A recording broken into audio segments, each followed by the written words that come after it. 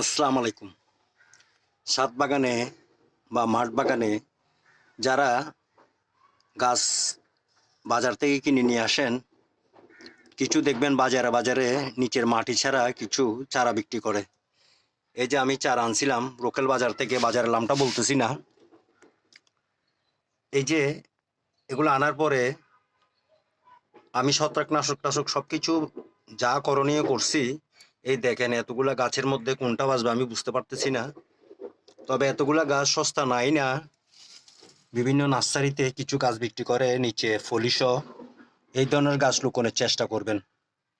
আমি তো হয়তো আজকে 5-6 দিন এভাবে এদেরকে টিকিয়ে রাখছি, আপনারা হয়তো 2 দিনও রাখতে পারবেন না। এই যে দেখেন কি অবস্থা। এই ধরনের কোলা বাজার থেকে এই ধরনের চারা কিনবেন না।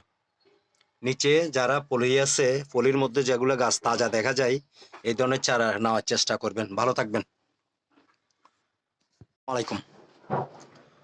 আমি একটা নার্সারি থেকে 2টা চারা কিনে আনছিলাম।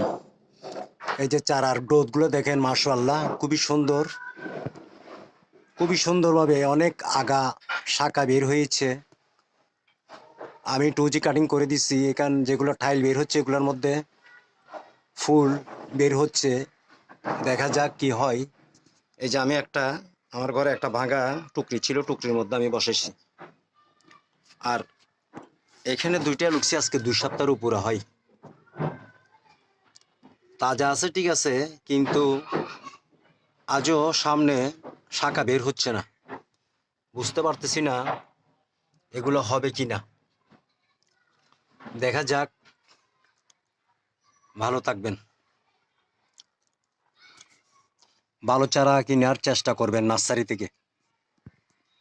আর অনলাইন থেকে কোনো চারা কিনবেন না, অনলাইনে এরা প্রতারিত করে, একটা দেখাবে একটা দিবে, জাত ভালো না।